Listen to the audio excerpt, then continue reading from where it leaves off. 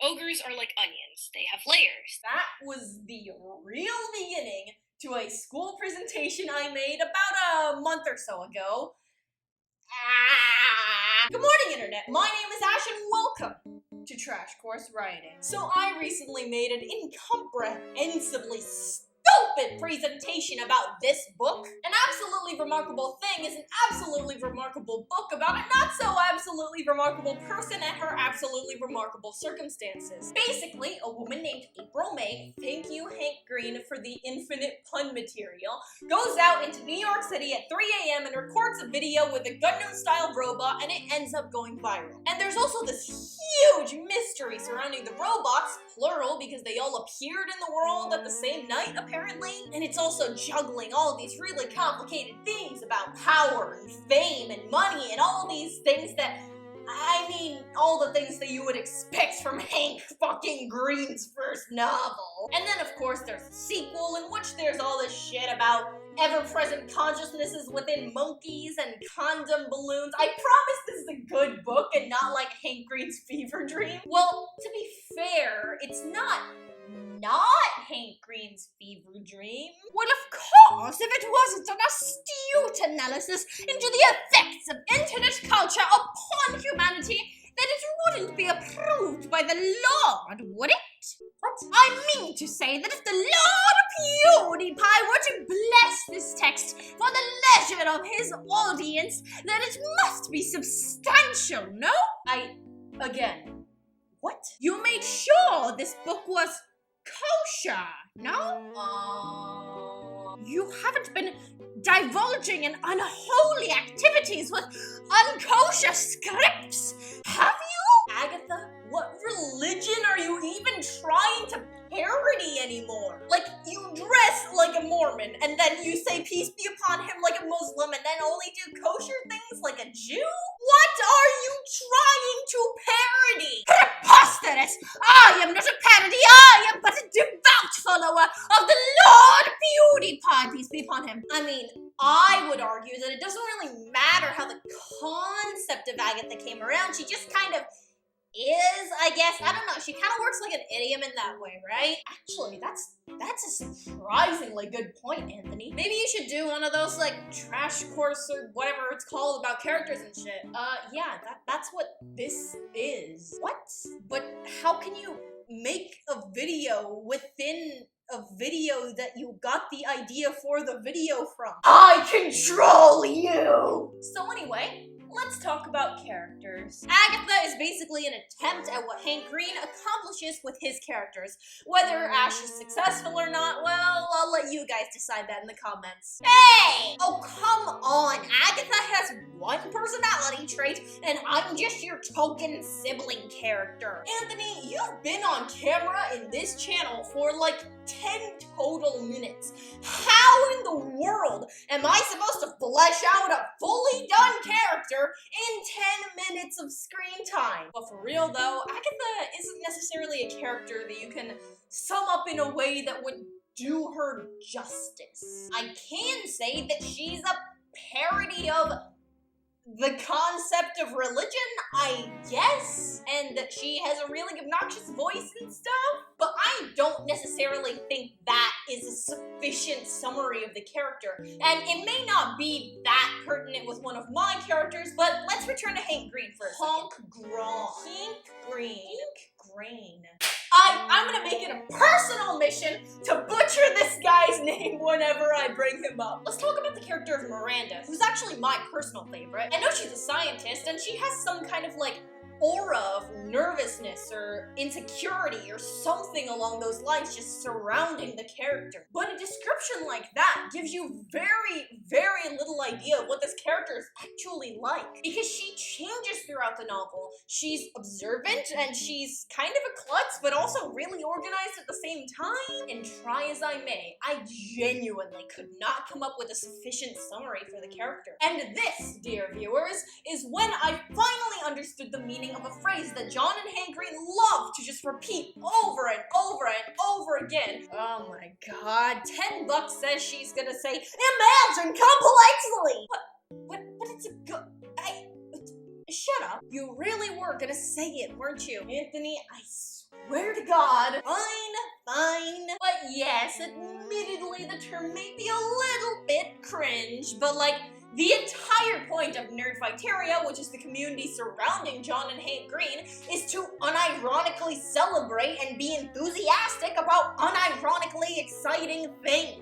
So let's just do that.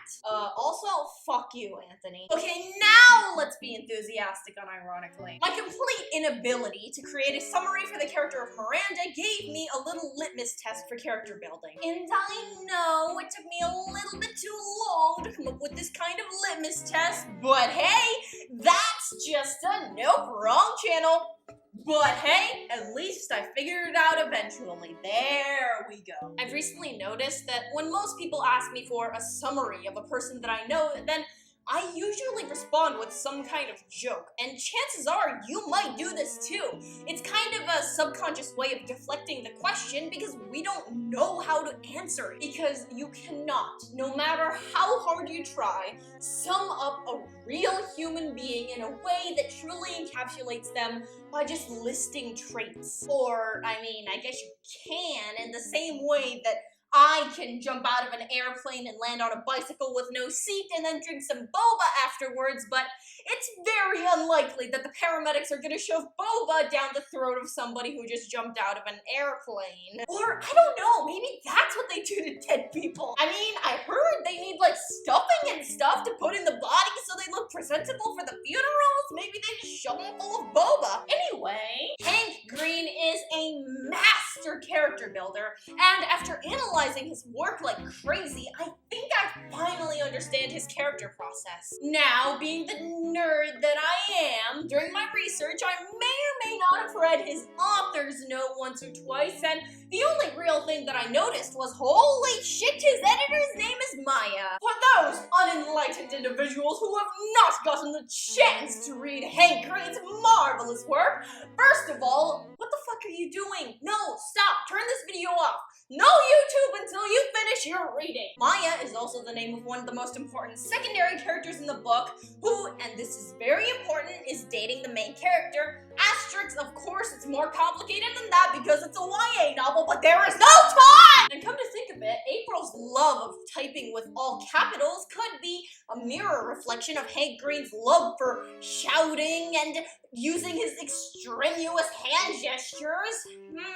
Oh, and Andy's position of moderate rhetoric and intellectualism seems very, very close to John Green for me, but hey, that's just a theory. But truth be told, none of this really stuck out to me until I read the final chapter of the second book. Only minor spoilers lay ahead, but it's not very important to the plot anyway. Basically, after the whole ordeal is done and over with, the main character, April, moves somewhere between the east and west coasts with her girlfriend, Maya. Between the east and west coasts of America. Look, public sources of information don't really seem to know where Catherine Green is from, and I don't want to go snooping around her life on 4chan, and neither should you. Respect celebrities' privacy, kids. But Honk Boy, mixture of blue and yellow man, I do know to be from Florida, East Coast. And I also know that Hank and Catherine live in Missoula, Montana. That's not me being a creeper without the Minecraft. That's public knowledge. From the East Coast, landed somewhere in the middle. And the character real-life comparisons aren't just me speculating. Take a look at this clip from a Vlogbrothers video. What characters in An Absolutely Remarkable Thing are you guys most similar to? April and Andy. What do I want to be most similar to? April and Andy. And it's not exclusive to April. He explicitly states in the author's note that characters like Bex and Jessica are all based off of real people. Well, that's great and all, but what the hell does this have to do with character building? Well, I was just... Wait, okay, so Agatha, this just occurs to me, but why are you here? Like, no offense intended or anything, but shouldn't you be, like, preaching or something instead of just listening to a 14-year-old rant about creative writing? I just so happen to be writing my thesis, if you must know. What? Yeah, I thought you weren't starting that until next semester. What? Okay, besides the sheer ridiculousness of the idea of Agatha writing a thesis for anything is. This is a creative writing thing. Well, of course, I need to be educated in such forms if I am to be a useful member of the YouTube Gospel Project. Oh, you're doing that? That's so cool. I thought your thesis was gonna be on, like, denouncement of false religions. Well, it was going to be, but then the church elders asked me if I can be a part of the YouTube Gospel Project. Apparently, very soon, I am supposed to be starting on the first few chapters of the book of Matthew. Patrick. Pat. Okay, guys, my only question here is how the hell did I not know that you were going to college? University, actually. I'm getting my Divinities Masters. Of course, you would know that if you cared at all what your friends did outside of the YouTube channel. Yeah, Ash, it's almost like you think we don't exist outside of your channel. But you don't exist outside of my channel. Now, this... frankly put, this insanity doesn't really seem to have that much of a purpose, except for maybe expanding the channel lore a little bit, hint, hint, hint. But let's rewind all the way to the beginning of this video. But for real though, Agatha isn't necessarily a character that you can sum up in a way that would do her justice.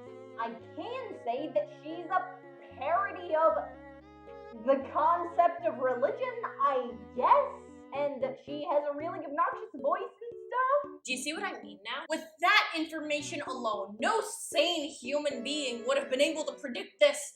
I'm gonna call it a conversation, although I don't think it deserves that title. So, does that mean I'm insane because I did imagine this conversation? No! I'm insane because I hear voices in my head! I, as a person, have been working with the character of Agatha for, 8 months now?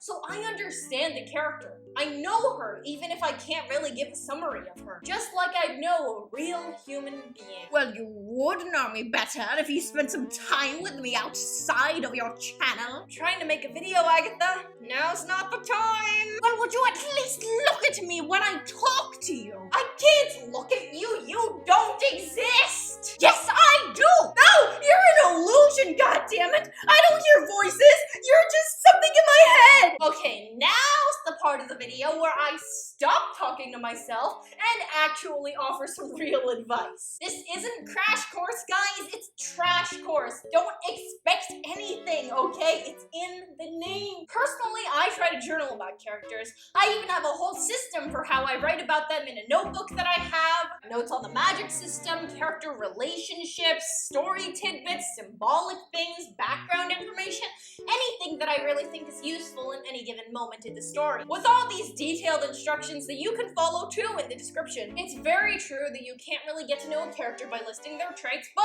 if you're experiencing writer's block like me and can't just work with the characters constantly, then journaling is a great way to get to know them. But I also have an alternate method, and this may seem a little bit weird at first, but just bear with me, okay? And okay, maybe Hank Green doesn't do this, but I personally love just talking to my characters, literally.